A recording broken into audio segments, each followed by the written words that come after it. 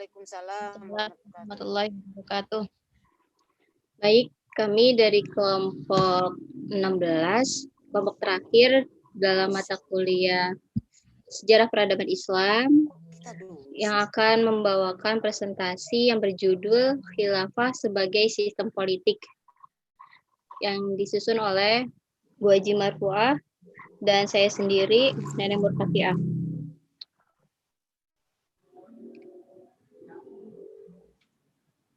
Pendahuluan. Istilah khilafah memiliki beberapa pengertian yaitu perwakilan, pergantian, atau jabatan khalifah. Istilah ini sebenarnya berawal dari kata Arab khalf yang berarti wakil, pengganti, dan penguasa. Ada juga yang mengemukakan bahwa kata kha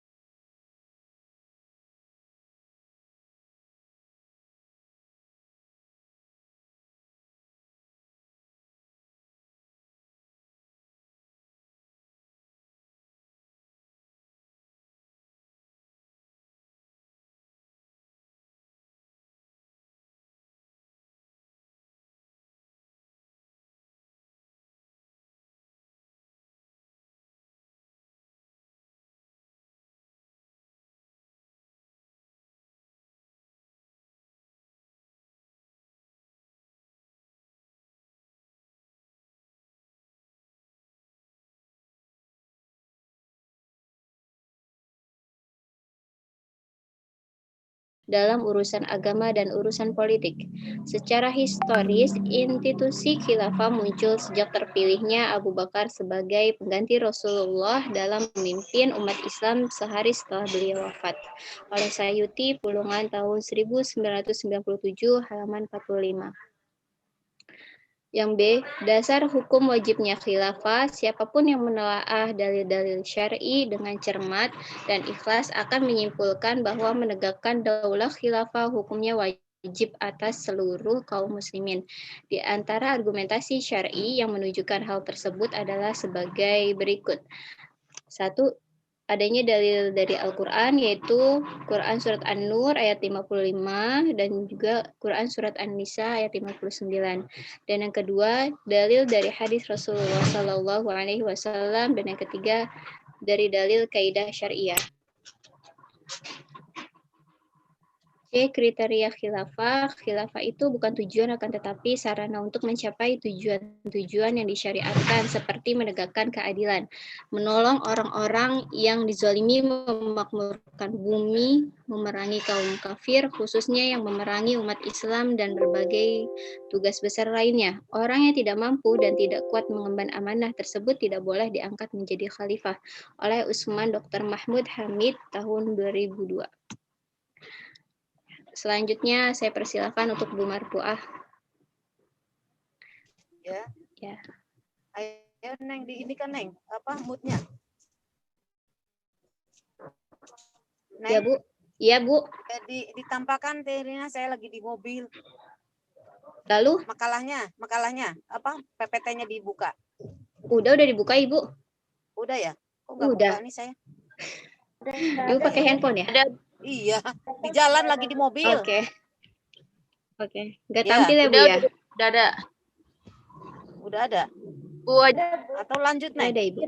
Oke. Lanjut aja Saya Neng. melanjuti. Oke, ya Bu. Ya baik Bu. Kebijakan-kebijakan dalam sistem khilafah perlu diketahui fungsi religius syariat agama seperti sholat, jabatan mufti, jabatan hakim, jihad, dan pengawas pasar termasuk ke dalam imamah besar yaitu khilafah. Berikut akan dijelaskan beberapa fungsi yang khusus untuk khilafah. 1. Imamah sholat. Di sini imamah sholat. Pada masa khalifah yang pertama, mereka tidak pernah menyerahkan tugas imam sholat kepada orang lain. Hal ini disebabkan karena imam sholat adalah yang paling tinggi di antara fungsi jabatan khilafah. Hal ini dibuktikan ketika para sahabat menarik kesimpulan dari fakta bahwa Abu Bakar telah ditunjuk oleh Nabi Muhammad menjadi imam sholat. Satu fakta bahwa dia juga ditunjuk sebagai penggantinya dalam mengurusi masalah-masalah duniawi. Yang kedua, jabatan mufti. Para khalifah melaksanakan sendiri jabatan hakim. Khalifah pertama yang menyuruh seseorang untuk menjalankan jabatan ini adalah Khalifah Umar. Beliau menunjuk Abu Darda untuk menjadi hakim di Madinah, memiliki syuriah untuk tugas hakim di Basra dan Abu Musa al-Asy'ari di Kufah. Yang keempat, polisi, yaitu sebagai pengawas tindakan kriminal serta penentuan hukuman-hukuman yang ditetapkan oleh syariat agama merupakan yang tugas khusus dibandingkan dengan jabatan hakim. Yang kelima, keadilan atau kedudukan saksi resmi. Prasyarat tugas ini ialah bahwa orang yang melaksanakannya harus bersifat adil sesuai dengan ketentuan agama dan bebas dari cacat. Dia harus memiliki pengetahuan tentang jurisprudensi sesuai dengan kebutuhan jabatan itu. Yang keenam, pengawasan pasar. Nah, jabatan ini adalah termasuk bagian dari kewajiban amar ma'ruf nahi munkar. Akan tetapi dia tidak mempunyai kekuasaan untuk mengurusi klaim hukum secara mutlak kecuali terhadap segala sesuatu yang berhubungan dengan penipuan dan perlakuan curang dalam masalah timbang-menimbang dan ukur-mengukur. Ketujuh, pencetakan uang logam. Pengawasan terhadap pencetakan uang merupakan tugas yang bersifat religius dan berada di bawah khalifah. Ia dijadikan sebagai bawahan dari jurisdiksi hakim. Yang E, aspek positif dan negatif sistem khilafah. Sisi positif khilafah pada masa Al-Khulafaur Rasyidin dan diimplementasikan di Indonesia hingga saat ini dan masih menggunakan sistem demokrasi dalam menjalankan kepemerintahannya. Demokrasi dianggap efektif bagi perkembangan Indonesia karena pada masa sebelumnya beberapa macam sistem pernah diaplikasikan di negara ini. Sistem demokrasi di Indonesia mengandung nilai-nilai keislaman karena sebagian besar penduduk dan pemimpin berasal dari umat Islam. Keadaan ini dapat juga disebut pemerintahan Islami atau sistem pemerintahan yang mengakomodasi nilai-nilai keislaman. Dalam sistem pemerintahan demokrasi Indonesia, dibentuk daerah-daerah otonom untuk menjalankan proses demokrasi agar dapat memperkecil tekanan pemerintahan, meningkatkan kebebasan politik dan tingkat kesejahteraan manusia. Oleh Dainul Zainal Abidin tahun 2004. Kedua sisi negatif sistem khilafah pada masa Khulafaur Rasyidin yang berlangsung selama 30 tahun, pemerintahan Islam sudah mulai mengalami berbagai perubahan yang menimbulkan berbagai konflik yang mulai tampak tajam pada masa Khalifah ketiga oleh Utsman bin Affan radhiyallahu anhu. Pada masa itu muncullah bermacam ideologi seperti favoritisme dan nepotisme yang dilakukan oleh sekelompok pejabat pemerintahan yang pada akhirnya mengakibatkan terbunuhnya Utsman itu sendiri. Pada masa Ali, pemerintahan Islam mengalami gejolak yang lebih dahsyat. Saat itu muncul berbagai ragam faksi politik yang membentuk spektrum pemikiran politik Islam, yaitu kaum Khawarij, Syiah, dan Sunni. Yang setiap kelompok ini mempunyai pemikiran yang saling berseberangan dan kaum-kaum tersebut membentuk ideologinya masing-masing. Namun pada masa-masa berikutnya, sistem pemerintahan Islam lebih cenderung ke sistem warisan yang dimulai ketika masa Muawiyah pada masa pemerintahan dinasti Umayyah. F. Struktur pemerintahan negara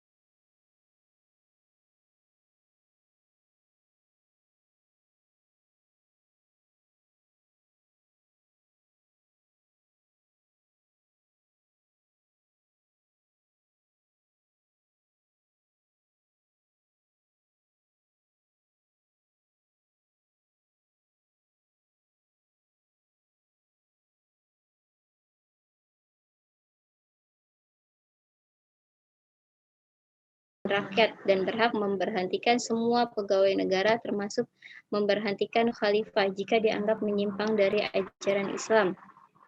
Yang keenam, jihad idari. Jihad idari ini pegawai administrasi yang mengatur kemaslahatan masyarakat melalui lembaga yang terdiri dari direktorat, biro, dan seksi dan bagian memiliki direktorat di bidang pendidikan, kesehatan, kebudayaan, industri, perdagangan, pertanian, dan lain-lain. Ketujuh, majelis umat. Majelis umat dipilih oleh rakyat. Mereka cerminan wakil rakyat baik individu maupun kelompok. Selanjutnya, G. Perbandingan antara sistem khilafah pada masa Khulafaur Rasyidin. Rasulullah SAW wafat pada 2000 awal 11 Hijriah tanpa meninggalkan surat wasiat kepada seseorang untuk meneruskan kepemimpinannya atau kekhalifahan. Sekelompok orang berpendapat bahwa Abu Bakar lebih berhak atas kekhalifahan karena Rasulullah meridhoinya dalam soal-soal agama. Salah satunya dengan mengimami sholat berjamaah selama beliau sakit. Oleh karena itu, mereka menghendaki agar Abu Bakar memimpin urusan keduniaan yakni kekhalifahan. Ada 3 golongan yang bersaing keras terhadap perebutan kepemimpinan ini, yaitu Ansor, Muhajirin, dan keluarga Hashim.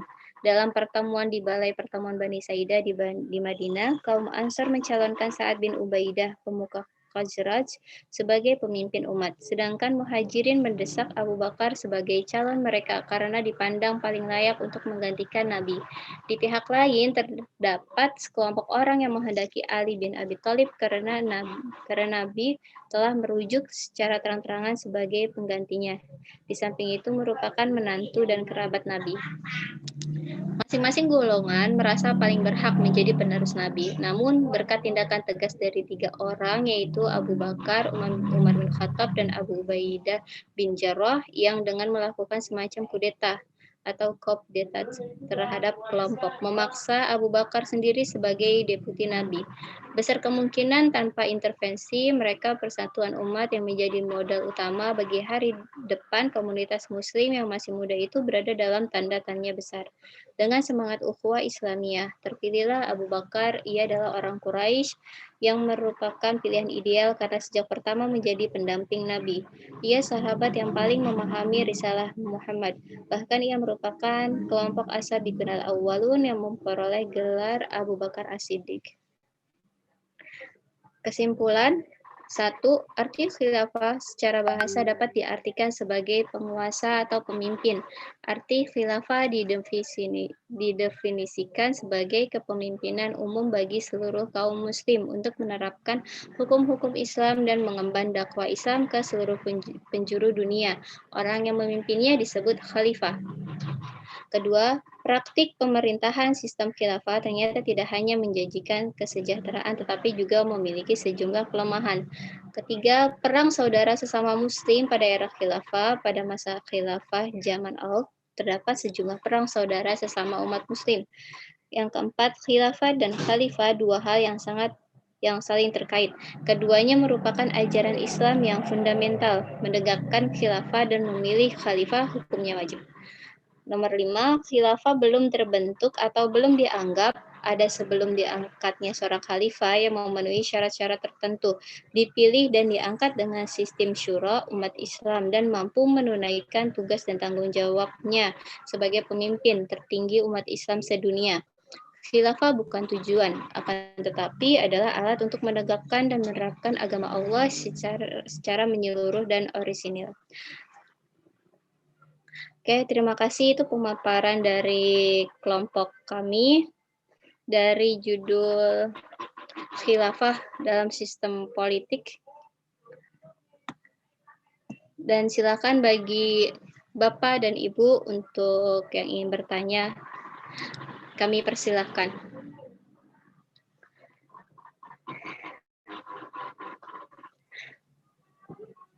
Ya.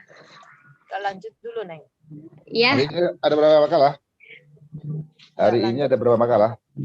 3, Kak. Ya. Oh iya, langsung aja dulu ya. Oh iya, silakan. Nah, lanjut dulu aja nanti. Jawabnya sekaligus ya. Ya. Kalau yang jangan dulu Ya. jadi catat. Untuk kelompok selanjutnya dipersilakan. Iya, silakan.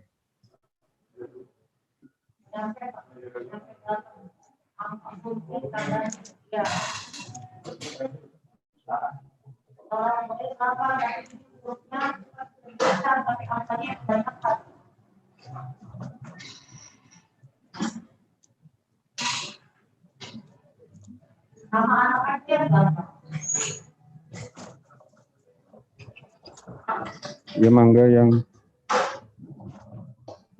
kelompok selanjutnya.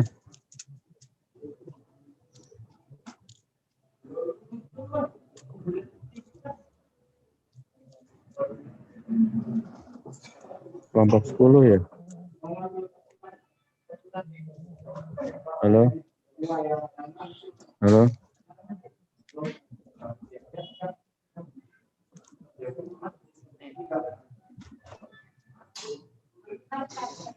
Oji.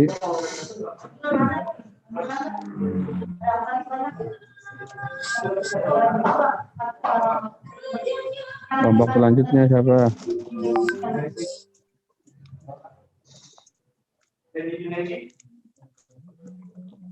Halo. Oji, kelompok selanjutnya siapa?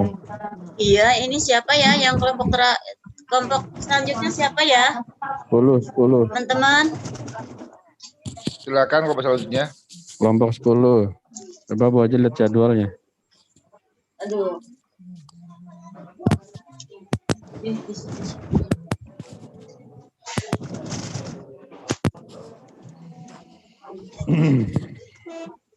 Selesai Pak Ketua.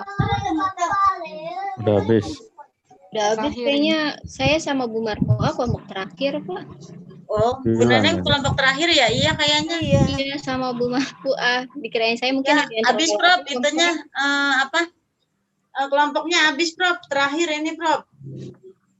Ada 13, 14, 14, Iya. 15 toh? 16. 16. Iya, kelompok terakhir. Bukannya ada 14, 15, 16, 3 lagi untuk sekarang. Ada yang terlewat ya. Bu Neneng sama Bu Marpoa bukannya kelompok terakhir? Iya, yang 14, 15 ada lagi Bu Aja. Oh, belum tampil? Belum, 14, 15, 16. Saya tuh yang ke 16, makanya ini lagi di jalan, di mobil. Coba Bentar. lihat lagi siapa jadwalnya. Cek, ya bentar dicek. Jadwalnya.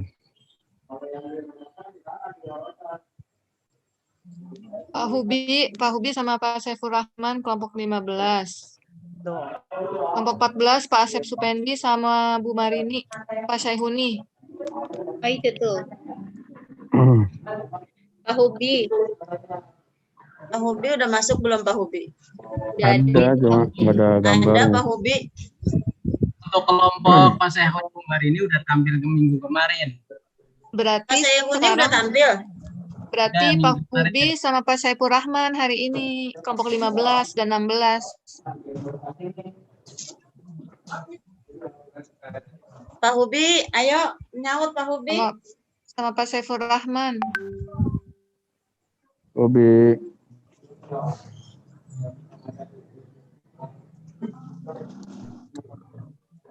Jangan-jangan nyalain doang terus langsung kabur orangnya. Oh, saya telepon ya. Coba Pak Saiful telepon. Obi. Ditinggal yang lain. Merem.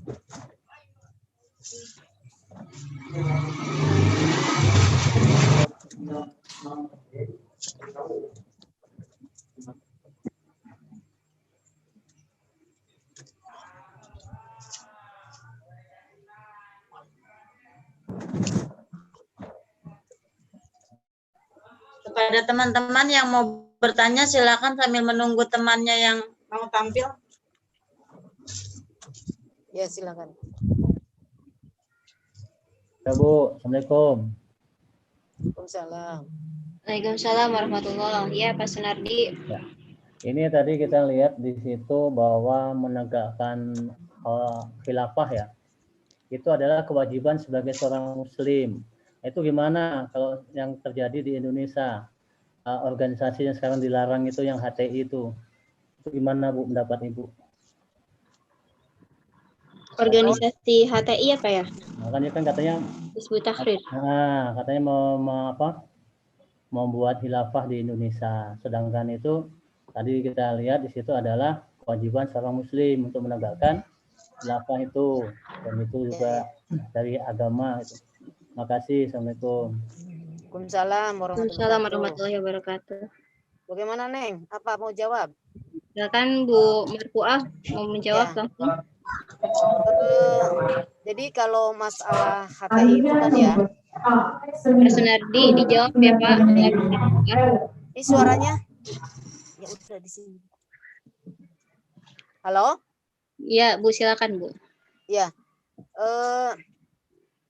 Jadi kalau melihat dari apa namanya HTI ataupun FPI ya, yang istilahnya organisasi-organisasi menurut pemerintah itu adalah terlarang. Sedangkan dalam konsepnya mereka itu ya tidak apa istilahnya benar gitu ya secara konsepnya. Tapi kita melihat kepada negara kita, Indonesia adalah negara demokrasi. Negara demokrasi ini adalah negara yang berlandaskan idil Pancasila dan berlandaskan konstitusional Undang-Undang 45. Kemudian jumlah penduduk di Indonesia sekarang itu tidak hanya agama Islam, tapi ada semua agama, pluralisme agama gitu. Nah, kalau istilahnya FPI atau HTI itu, dia itu ingin menegakkan istilah syariat Islam yang betul-betul tulen Islamnya gitu. Tidak bisa untuk dikaitkan dengan pemerintahan gitu. Jadi mungkin dalam satu sisi karena tupoksi pemerintah adalah untuk melindungi masyarakat, rakyatnya, sedangkan kalau untuk FPI sendiri hanya istilahnya khusus umat Islam gitu ya.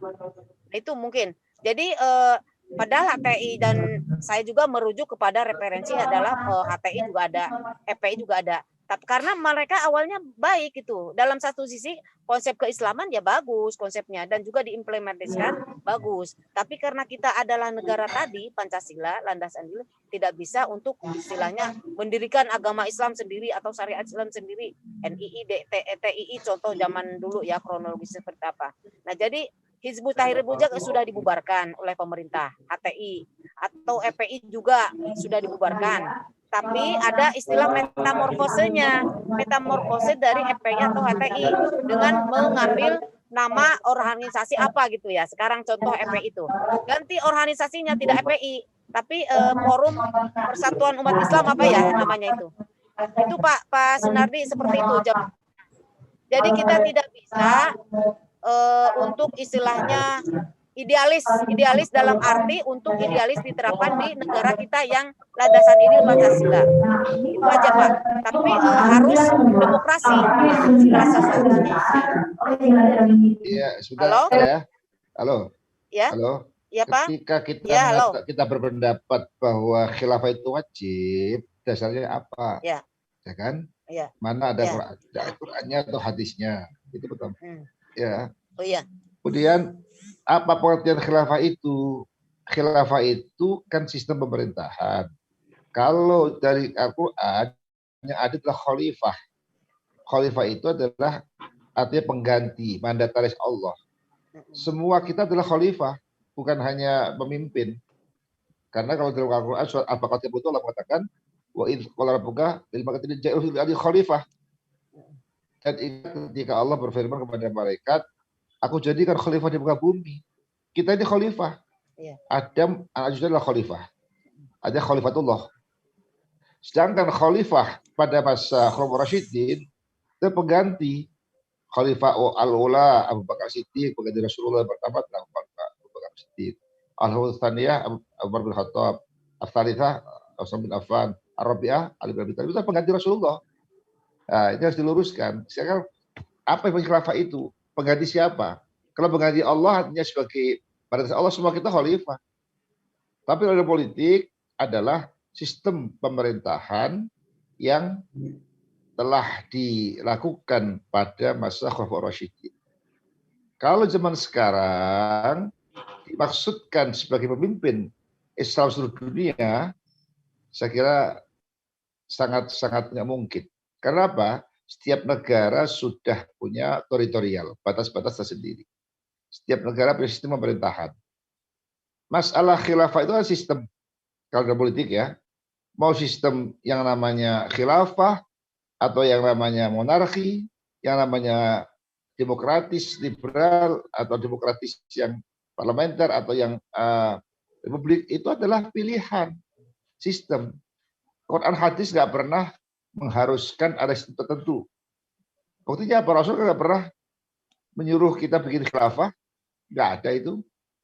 Ya, Ali bin Abi Thalib pun yang diklaim sebagai demokrasi itu kan menurut Syiah aja. Kalau misalnya ada kewajiban harus melaksanakan perintah Rasul, tentu Ali bin Abi Thalib akan memaksa untuk jadi khalifah karena ada perintah Rasul. Buktinya kan nggak ada. Buktinya Ali bin Abi Thalib menyerah dan dia baiat pada Abu Bakar. Jadi khilafah itu adalah satu sistem pemerintahan yang dulu dipraktekkan oleh Khulafaur Rasyidin. Kalau pada masa dinasti Bani Umayyah itu sudah berbentuk monarki. Mana ada pemilihan raja pada masa Bani Umayyah? Kan semua keturunan dari Muawiyah, Bani Umayyah. Demikian juga pada masa dinasti Bani Abbas. Bani Abbas. Ya kan? Kan semua kerajaan itu monarki, turun-temurun. Ya, bukan dipilih oleh masyarakat. Nah, jadi khilafah itu adalah satu sistem pemerintahan yang dipraktikkan pada masa Rasyidin. Tapi setelah itu monarki, dan tidak selamanya khilafah itu seluruh dunia itu jadi satu. Maksudnya apa? Kita sudah belajar ketika dinasti Bani Umayyah berkuasa di Spanyol, saat yang sama ada Bani Abbas yang ada di Irak, bahkan di Baghdad. Jadi umat Islam kan ada yang dipimpin oleh Bani Umayyah di daerah Spanyol, ada yang dipimpin oleh Bani Abbas yang di Irak, dan seterusnya kan, bukan jadi satu imam kan. Jadi utopis seperti itu. Itu hanya menghabiskan energi aja. Kalau kita paksakan sekarang harus bikin khilafah. Sekarang kita kalau kata-kata wajib, kandasinya apa? Apalagi maaf ya, di dalam Makkah tadi ada paradok. Satu sisi tadi mengatakan wajib khilafah. Tapi pada kesempatan yang berikutnya mengatakan khilafah adalah sebagai sarana untuk wujudkan sistem syariat Islam. Kalau sarana, ya nggak wajib dalam bentuk khilafah dong. Itu hanya sebagai satu instrumen, bukan sebagai tujuan. Jadi ada kesimpulan yang paradok. Satu sisi mengatakan khilafah itu wajib, tapi hanya sebagai sarana untuk menegakkan syariat Islam. Itu sesuatu yang paradok. Kalau wajib ya harus apapun yang bentuknya, ya, apapun bentuknya harus diwujudkan. Tapi kan tadi kenyataannya mengatakan itu sebagai sarana, bukan sebagai tujuan. Oleh karena itu kita melihat itu satu sistem saja. Itu pilihan hidup. Kita mau monarki, kita mau republik, mau parlementer, silahkan. Kalau itu dianggap wajib, semua umat Islam dosa semua kita. Apa ada fatwa ulama mengatakan kita semua dosa karena nggak dipimpin oleh khalifah? Mana ulama yang mengatakan seperti itu? Dasarnya apa? Arab Saudi bukan khilafah, monarki, kerajaan, kan Al-Mamlakah Al-Arabiyah Saudiyah kan, bukan Al-Khilafah Islamiyah kan. Nama negaranya apa? Al-Mamlakah Al-Arabiyah Saudiyah. Republik Islam Iran itu republik, negara Islam tapi republik ya. Presidensial. Sedangkan di Pakistan, Republik Islam Pakistan adalah parlementer. Di Malaysia, Pertuan Agung, ya kan? Kemudian ada Perdana Menteri. Kita juga mayoritas Muslim juga bukan berupa khilafah. Kalau begitu, semua kita dosa dong. Kalau nggak ada khilafah itu nggak mana ada dasarnya. Jadi kita wajib itu harus ada dasarnya. Kalau kita bicara hukum Islam ya syar'i. Ya. Nah, tugas khalifah itu dalam pemerintahan Islam dulu adalah punya tugas utama dua hal. Yang pertama, khirasuddin, menjaga agama. Maka zaman itu khalifah juga imam sholat, pelaksanaan zakat, dan seterusnya. Saat yang sama juga syekh dunia, mengatur dunia, transportasi, ekonomi, sosial, budaya, sekarang teknologi, ya kan? Kemudian juga ada perhubungan, ada industri, ada perdagangan, macam-macam. Nah, jadi kalau itu wajib, tentu kita sebut dosa. Ya. Nah, sekarang kalau misalnya orang menolak Republik Indonesia ingin jadi khilafah, sekarang apa kesalahan atau apa pelanggaran yang dilakukan oleh orang Indonesia itu? Apa kelemahannya sistem republik ini sekarang ini? Apa karena hukum Islam dilaksanakan? Sekarang mana dunia, negara mana yang termasuk Islam secara full? Arab Saudi, walaupun formalnya menerapkan Al-Quran hadis sebagai landasannya, prakteknya kehidupan di Arab Saudi, lihat. Kehidupan di Arab Saudi jauh lebih nggak adil dibanding dengan di Indonesia. Coba, kalau yang lewat raja, dia mau melanggar jalan nggak ada masalah. Kalau kerajaan bebas. Kalau rakyat biasa, oh jangan tanya.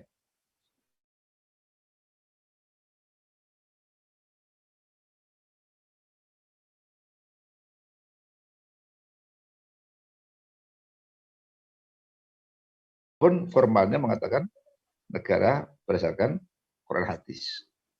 Ya. Jadi kita jangan terkecoh dengan perjuangan Islam melalui khilafah, kemudian kita korbankan yang sudah ada. Ya.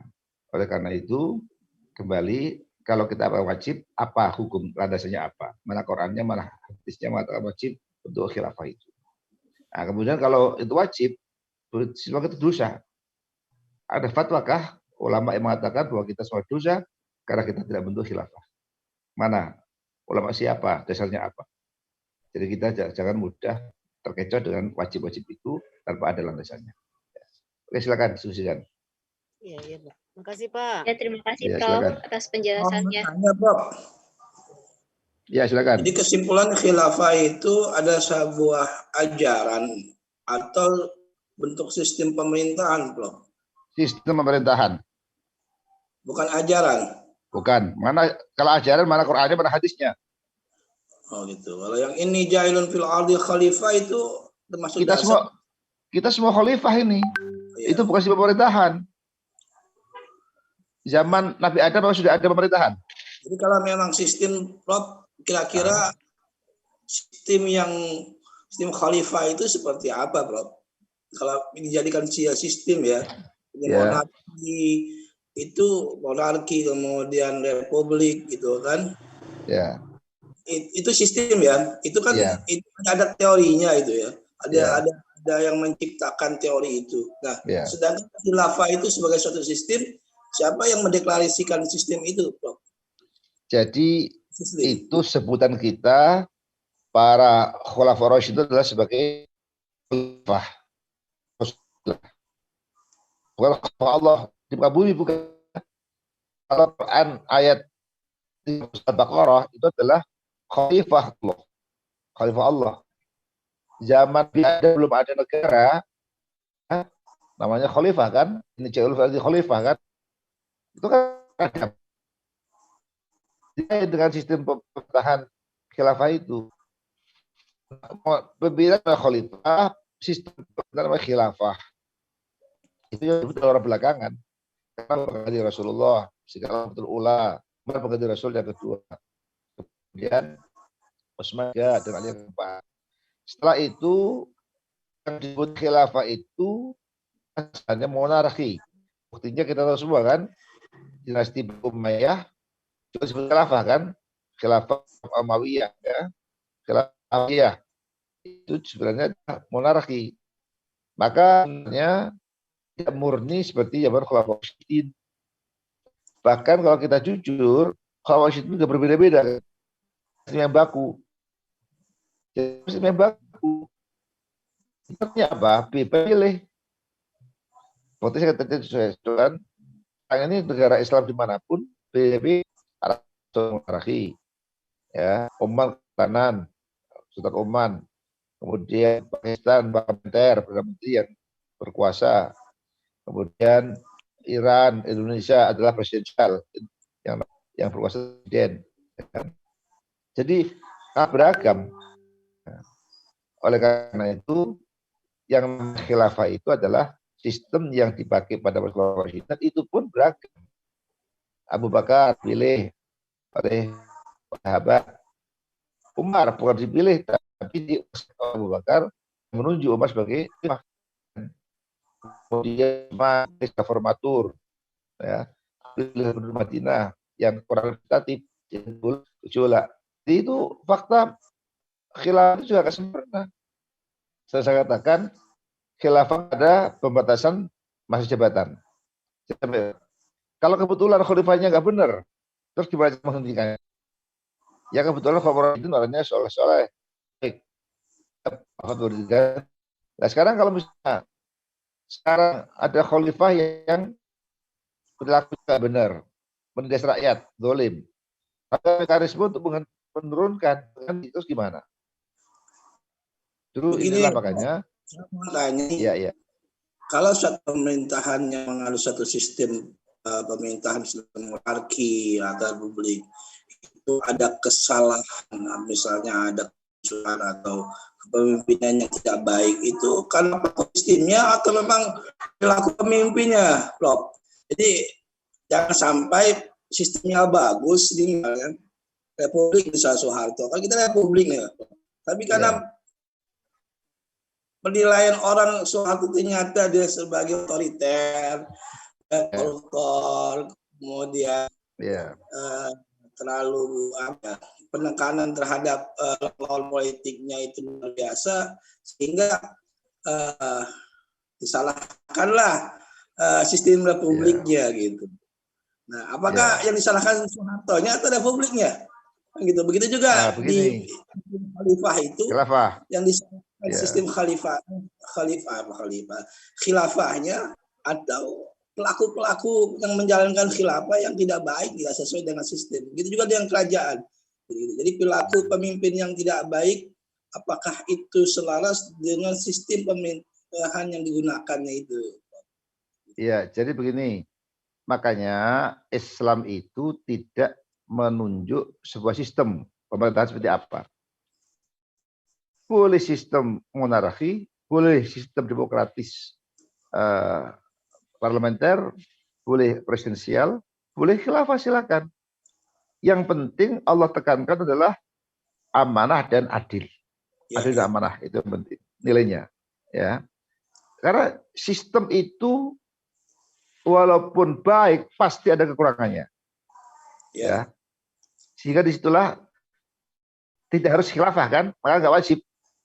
Tadi saya katakan itu opsi aja. Mau khilafah silakan, mau monarki silakan, mau republik silakan. Tapi faktanya negara kita itu republik, sehingga itu yang menjadi pilihan kita, ya kan? Nggak ada yang salah.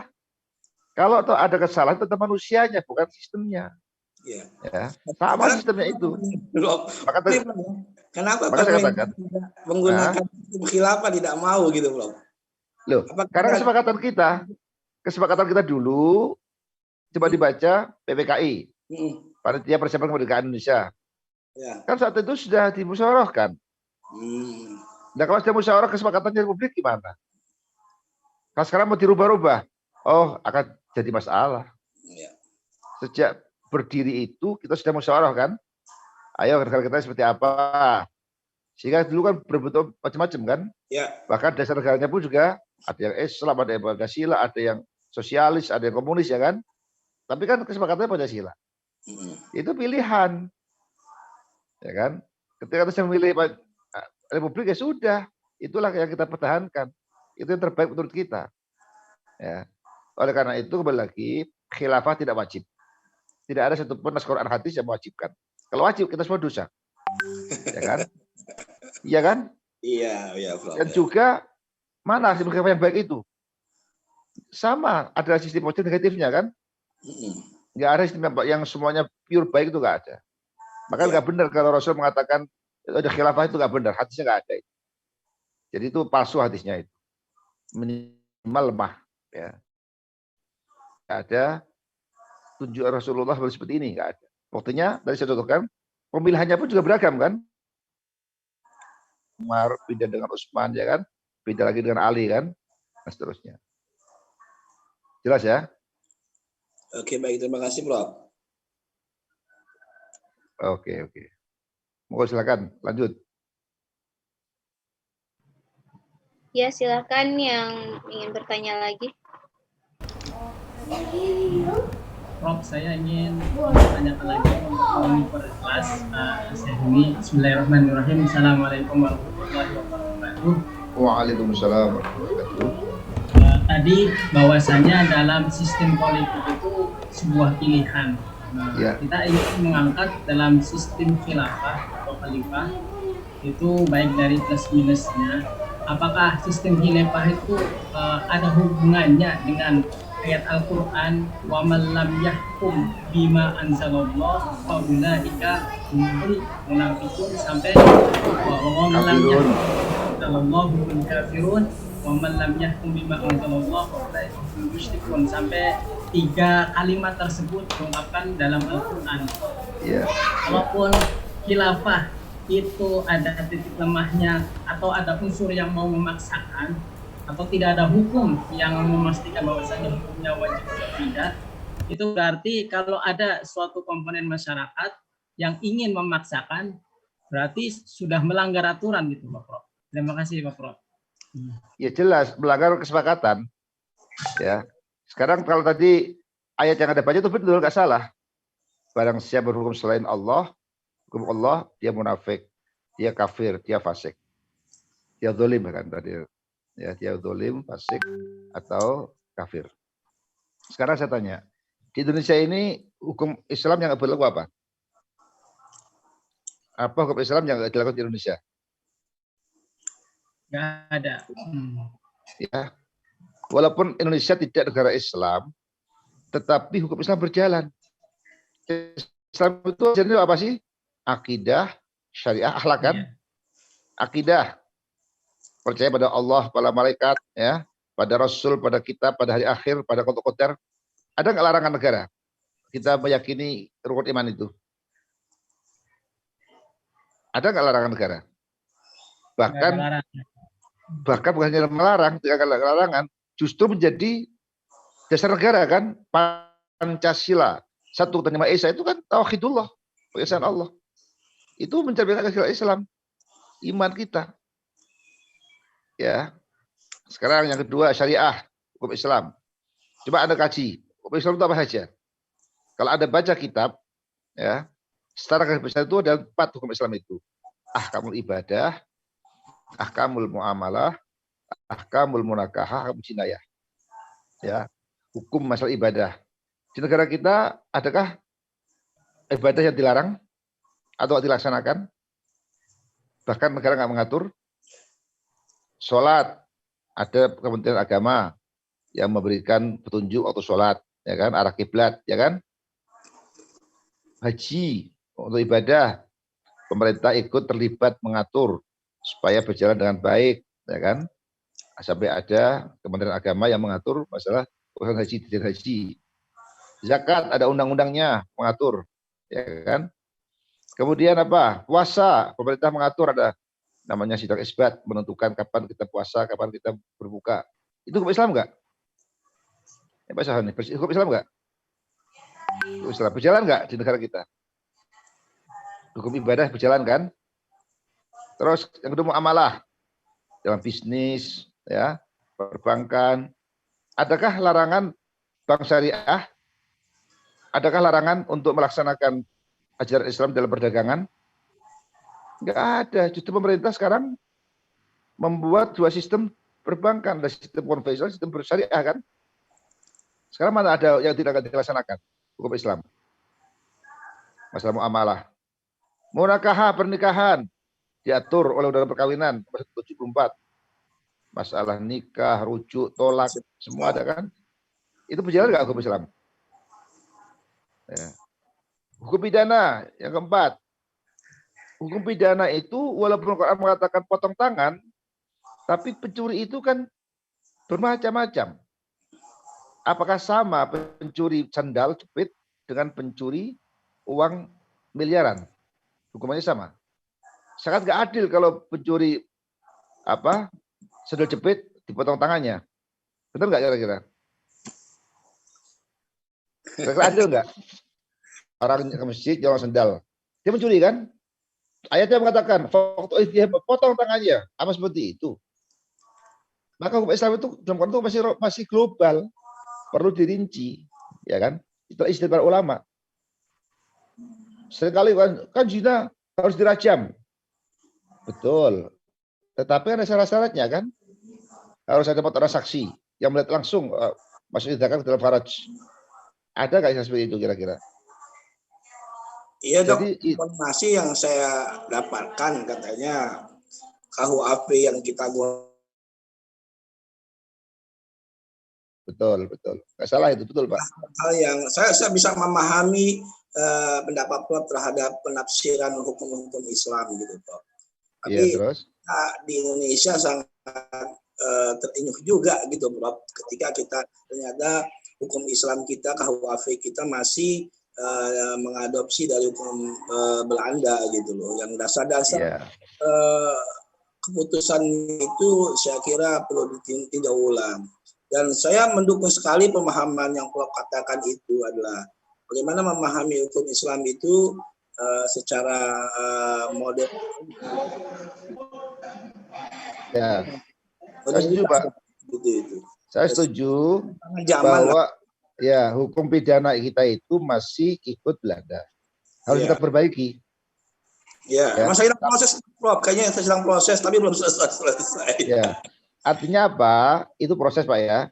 Tapi kita bukan jadi alasan karena hukum pencuri nggak dipotong tangannya, zina nggak di kerajaan, kemudian kita bikin khilafah, apa seperti itu? Ya. Coba kita baca usul fikih. Ada kata mengatakan malatul kuluh, laitul kuluh. Sesuatu yang nggak bisa dicapai 100%, ya jangan tinggalkan yang lain. Kalau 90% ya sudah, kita tunggu sambil kita berusahakan. Kalau hukum itu kita terapkan, Rasul itu di Mekah nggak ada potong tangan. Belum ada kan? Hukum itu baru di Madinah. Artinya apa? Tadarus, Pak. Perlu bertahap. Ya. Kalau orang mengatakan, kalau nggak berhukum pada hukum Allah, akan kafir, dolim. Sekarang, apa hukum Allah terkait masalah lalu lintas? Adakah Quran hadis mengatur lalu lintas? Apakah hukum undang-undang di negara kita termasuk atas itu pelanggaran hukum agama yang mengatur perdagangan, yang mengatur transportasi, yang mengatur industri, itu semua kan hukum buatan manusia, ya kan? Ya. Jadi jangan kita gegabah mengatakan kita tidak hukum pada hukum Allah, kita semua kafir, semua kita zalim. Itu pikir khawarij itu, ya. Karena hukum Allah itu begitu global, perlu diijtihadkan supaya bisa diaplikasikan. Karena ada aturan, pelaku zina dirajam. Yang seperti apa? Kalau dia posisinya diperkosa, seperti apa hukumnya? Tapi ya, suka sama suka dibolehkan tuh kalau nggak dihukum. Nggak juga. Itu dari segi moral jelas salah, Pak. Ya. Nggak dihukum, kita itu masih seperti itu memahaminya. Tapi kalau misalnya itu dikatakan rajam, itu sudah salah. Kenapa? Untuk rajam itu kan perlu ada saksi, Pak. Ya, prosesnya panjang, Pak, itu. Apa? Ya, proses untuk panjang. Hukum rajam itu sangat panjang dan sangat panjang sekali, hampir mustahil, Pak. Ya. Apakah ada orang berzina di hadapan orang banyak? Dilihat orang banyak? Mungkin. Apa? Hanya binatang itu, Pak ya. Ya. Dan orang yang saksi itu, maaf Pak, tidak hanya, saya lihat dia kamu masuk kamar hotel. Nggak bisa. Masuk kamar hotel berdua itu bukan menjadi bukti perzinaan. Menjadi dia hanya ciuman, misalnya Pak ya. Kan beda dengan hukum. Jadi nggak bisa katakan, saya melihat dia berdua-dua di hotel, kamar hotel. Kita nggak bisa mengatakan itu berzina. Saksi zina itu harus melihat masuk zakat dalam faraj. Terus jelas ini, ya. Sehingga itu mustahil dilaksanakan. Itu apa? Islam itu lebih mengajarkan kalau kamu berdosa, taubat. Kan bukti apa? Rasulullah pernah kan ada orang datang, Rasul saya ini berzina atau dirajam, saya dihukum. Jangan-jangan kamu itu baru tidur, lindur ini. Artinya apa? Rasul itu nyelimur gitu loh. Kalau kamu sudah merasa berdosa, sudah taubat, usah ngomong sama orang lain. Dosa yang dilakukan secara syirri itu lebih baik daripada jahar. Kenapa? Kalau syirri berarti masih ada perasaan takut pada Allah kan, malu pada orang lain kan. Tapi kalau jahar sudah nggak punya malu. Sehingga disitulah Islam mengedepankan, udahlah kalau kamu berdosa, taubat aja, nggak usah banyak cerita. Nggak boleh cerita orang lain kan. Artinya apa? Walaupun secara eksplisit disebutkan hukum potong tangan, hukum zina, tapi aplikasinya nggak semudah itu. Harus ada aturan operasional. Nggak serta-merta barang siapa yang berhubung Allah, dia adalah dolim, dia kafir. Itu khawarij itu berpikiran seperti itu. Karena hukum Allah itu begitu masih global sehingga perlu dirinci. Pencuri potong tangannya, pencuri seperti apa? Kalau pencuri senda jepit, dia potong tangan. Kalau pencuri karena kelaparan pasti potong tangan. Tidak bisa seperti itu. Harus ada rinciannya kan.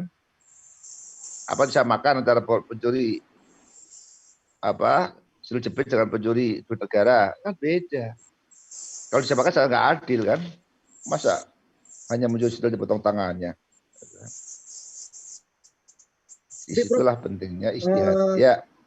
Bagaimana Prof tanggapannya untuk salah satu di provinsi di kita ini Aceh ya terutama. Ya. Itu kan kalau teman saya bilang tuh di Aceh itu sempat menerapkan hukum Islam, Prof. Sampai ada yang namanya hukum cambuk dan lain sebagainya gitu, Prof.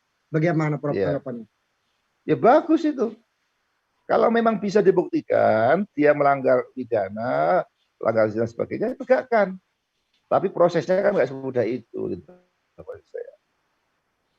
Saya setuju sekali kalau hukum Islam diterapkan, tapi perlu ada aplikasi yang jelas. Dan itu tidak harus kemudian bentuk khilafah, sedikit bentuk khilafah. Gara-gara ada itu khilafah. Karena kalau kita jujur, taruhlah tadi hukum Islam itu ada 4 komponen. Ada ibadah, muamalah, jinayah. Yang belum hanya jinayah. Ibadah kita bisa melaksanakan ajaran agama dengan baik. Ibadah mau sholat 1000 rakaat juga silakan. Haji fasilitasi, zakat diatur undang-undang, ya kan. Nah, masalah muamalah, pemerintah sangat membuka luas kesempatan untuk bank syariah, ya, kemudian atau syariah macam-macam syariah itu dibuka, silakan. Tidak ada larangan untuk praktek hukum Islam dalam bidang muamalah. Munakah diatur, ya. Coba kalau kita pahami Islam pertama poligami, kalau nggak diatur, Pak, aduh kacau, Pak. Negara kita kan kacau. Sehingga disitulah ada hukum pernikahan yang diatur oleh negara, ya kan?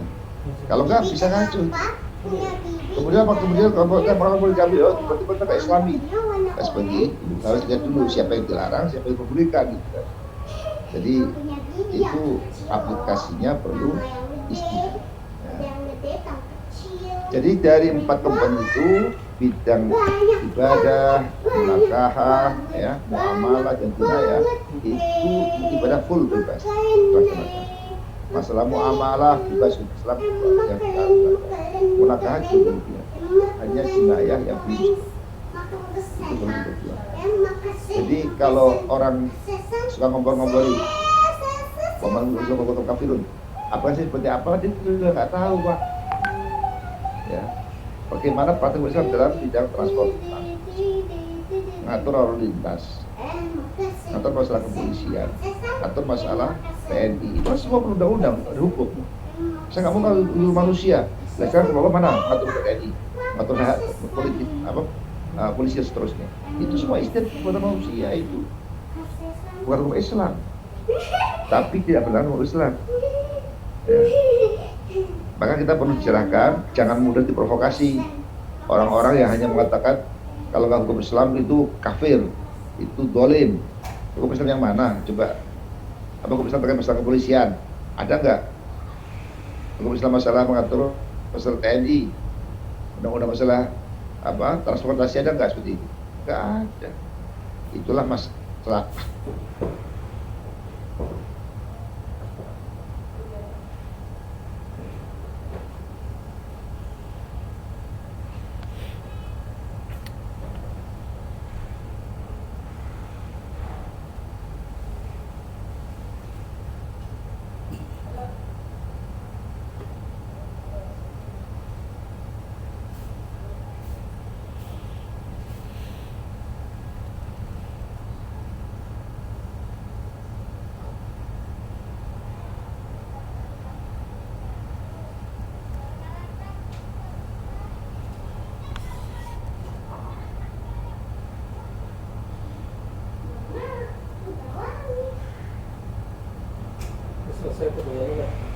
Internetnya turun. Internet kita apa internet mana? Sini. Hah? Internet sini.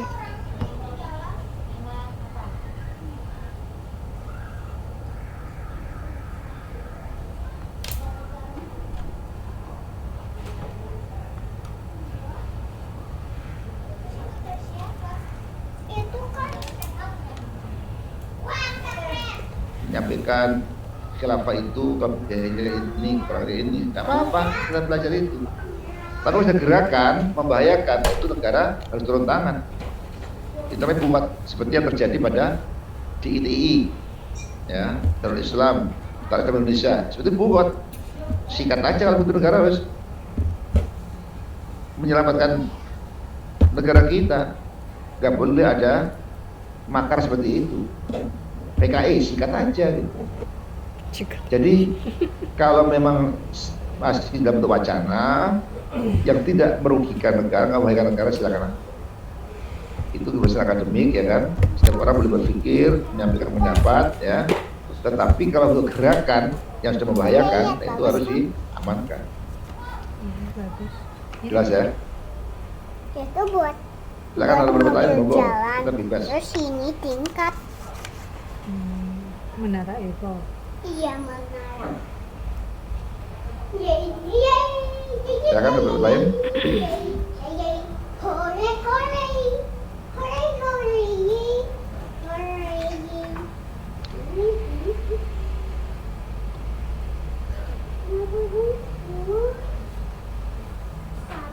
Halo, Prof. Assalamualaikum. Salam. Ya, silakan. Prof. Ya. Low battery. Please charge. Halo, silakan. Istilah Prof bisa mempertahankan begitu beragam agama yang ada di Indonesia ya Prof, sebagai landasan lah Pancasila. Ya, Prof kira-kira bertahan sampai berapa puluh tahun ke depan Prof untuk kita tani bertahan memegang teguh Pancasila. Ya. Demikian Prof. Ya. Low battery. Ya, Please tentu nggak charge. ada yang bisa menjamin ya. Semua itu adalah perlu diusahakan. Tetapi kalau kita nggak bisa Pancasila, sekarang kita harus argumentasi kan, apakah ada sila-sila dalam Pancasila bukan Islam? Tolong tunjukkan pada saya, apakah ada sila-sila dalam Pancasila itu yang bukan Islam? Nggak ada. Terus masalahnya apa? Masalahnya apa? Kita ingin formal, Quran hadis. Dasar negara kita Quran hadis. Ya. Yang ada itu di Arab Saudi memang dasarnya Quran hadis. Jadi prakteknya boleh dilihat TKW itu banyak perkosa, TKW kita banyak diperlakukan secara nggak adil. Jadi praktek negara Arab Saudi yang katanya bernama hadis itu mau saya maaf nggak sebaik yang di Indonesia. Nah, kita itu Pancasila adalah nilai-nilai yang diambil dari Quran hadis. Tuhan Maha Esa itu puluhan, ya kan? Kemanusiaan dan beradab, ya. Karena Bani Adam, ya kan? Persatuan Indonesia, ya. Batas belum jika oleh Tafaroku. Ada dasarnya kan?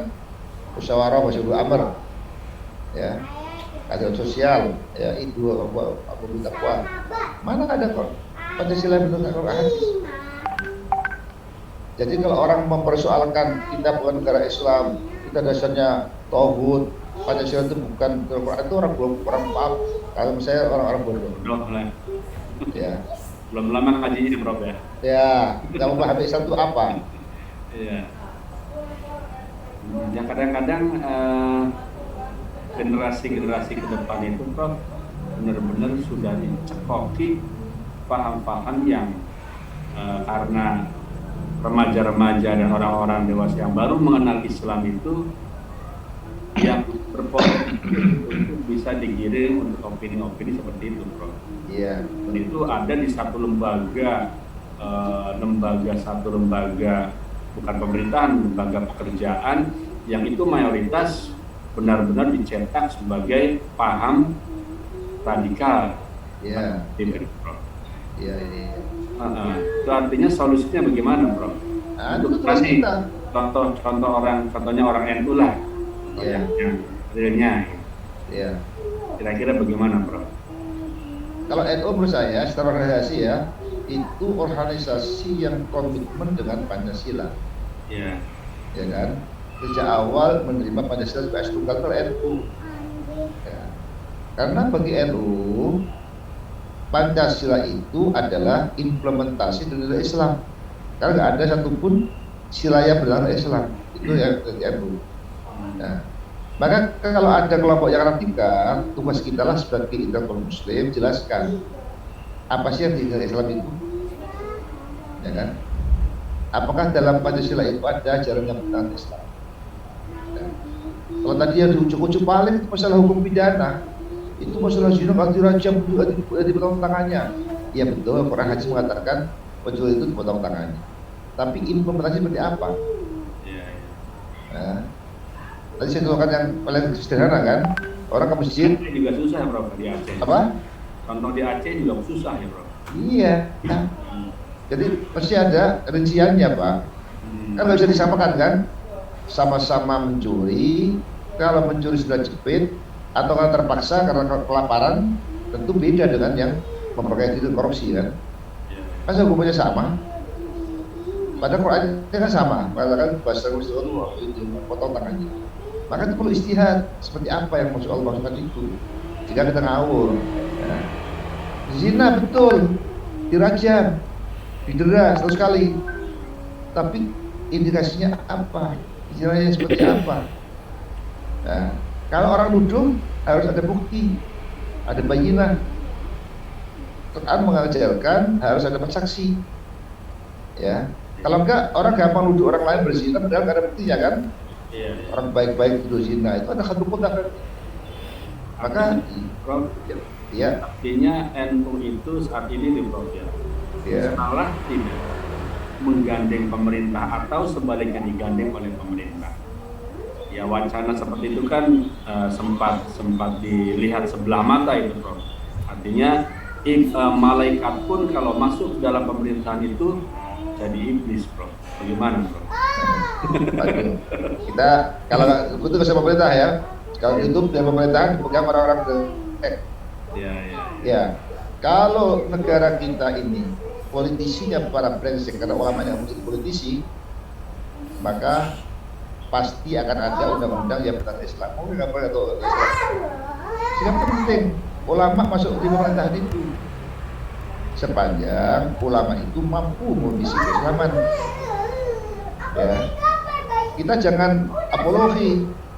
Kita jangan asal nuduh kalau orang yang masuk pemerintahan itu mesti brengsek, belum tentu. Kalau kita bisa dibayangkan ya Pak ya, semua anggota DPR dipilih oleh rakyat karena kiai mau jadi pemerintah anggota DPR, kemudian pemerintahan, akhirnya dipilih siapa? Calon-calonnya brengsek. Terus di anggota DPR yang menentukan undang-undang, membuat undang-undang, mereka nggak punya ilmu agama, nggak punya kultur agama, terus kayak apa lagi? Berarti boleh ya Prof kita membeli suara menurut orang-orang yang di luar sana itu istilahnya nyogok lah. Tapi itu tujuannya membeli suara itu untuk supaya kita ini orang-orang yang benar berada di pemerintahan untuk membuat undang-undangnya. Ya. Memang idealnya seperti itu ya. Idealnya nggak boleh seperti idealnya Pak ya. Idealnya kita secara alami jadi anggota DPR berjuang untuk agama Islam ya, membuat undang-undang yang Islam. Itu idealnya Pak. Ya saya nggak setuju Prof. Masa suara. Saya juga setuju kalau ada yang membeli suara dengan cara, artinya tujuannya bagus pembeli ini ya untuk kemaslahatan umat. Tapi caranya membeli suaranya itu yang saya kira yang tidak tepat gitu. Makanya saya bilang tadi kan. Jadi fakta Bro. Iya. Iya. Tapi kalau motivasinya untuk daripada tidak ada orang baik yang masuk dan dia memang punya komitmen, ya boleh buat mau dulu. Jadi kalau di sini seperti itu. Ya, tapi saya yakin Pak, saya yakin masih ada masyarakat yang terpilih orang-orang yang baik, asal sosialisasinya baik ya. Hanya memang kita itu kelemahannya kan pertama modal, yang kedua adalah media Pak. Kalau nggak ada modal susah Pak ya? Apa? Kalau nggak ada modal susah Pak. Ya modal sama media Pak. Kita kan nggak punya media yang seperti mereka media. Jadi kita selalu ketinggalan terus itu. Ya maka ya barangkali lebih efektif dalam basis taklim, tapi kita itu penyakitnya berubah sendiri masalahnya Pak. Tak kuat harta Bro. Ya. Kalau ditawari malah aduh. Ya itulah makanya pentingnya kita bersatu. Yang terjadi kan justru antara kita saling gontok-gontokan, berebut sesuatu yang justru kita kalah. Saya itu punya pengalaman Pak. Saya kan anggota KPU dulu, anggota KPU DKI tahun 2004. Pemilu itu memilih selain anggota DPRD, DPR RI, juga DPD, Dewan Perwakilan Daerah. DPD itu dipilih setiap provinsi 4 orang, tergantung suara terbanyak.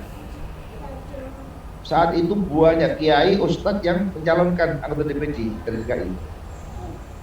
Ya, karena banyak yang mau dipilih, maka umat gak fokus bagi-bagi suaranya kan, pecah. Maka nggak ada satupun kiai jadi anggota DPD DKI. Yang jadi ya maaf, ya Pak Sarwono yang itu ya. Yang salah kita juga ya, Bro. Apa? Yang salah kita juga nggak mau bersatu. Kita juga nggak bersatu. Semuanya ingin maju, padahal suaranya itu juga kan. Iya. Terpecah suaranya. Itu terjadi, Pak. Saya anggota KPU, saya paham. Ini Prof, ini seangkatan dengan Pak Reza itu Pak ya? Ya, itu teman saya itu Wagub Taufik itu anggota KPU itu DKI waktu itu kan sekarang orang-orang Pak ya. Iya. Iya. Itu satu saya, Taufik, Aliza, Juri termasuk yang sekarang di kelas presiden itu. Oh gitu ya. Nah, sama Indonesia. 5 orang Pak saya Pak. Iya. Saya ingat itu 2004. Iya. Jadi kalau waktu itu banyak kiai yang nyalon kan? Iya. Ada Kisun, ada Kisun, ada macam lah banyak. Akhirnya nggak ada yang jadi. Kalau soalnya pecah suaranya. Jelas ya? Ya, Bro. Terima kasih, Bro. Oke, sama-sama. Masih ada? 2 menit lagi, Bro. Oke. Masih ada? Cukup mungkin. Cukup. Baik, terima kasih atas perhatiannya. Maaf ya. Kita tunggu. Alhamdulillah. Assalamualaikum warahmatullahi wabarakatuh. Waalaikumsalam warahmatullahi wabarakatuh. Terima kasih. Wassalamualaikum. Pak Saiful orang ini.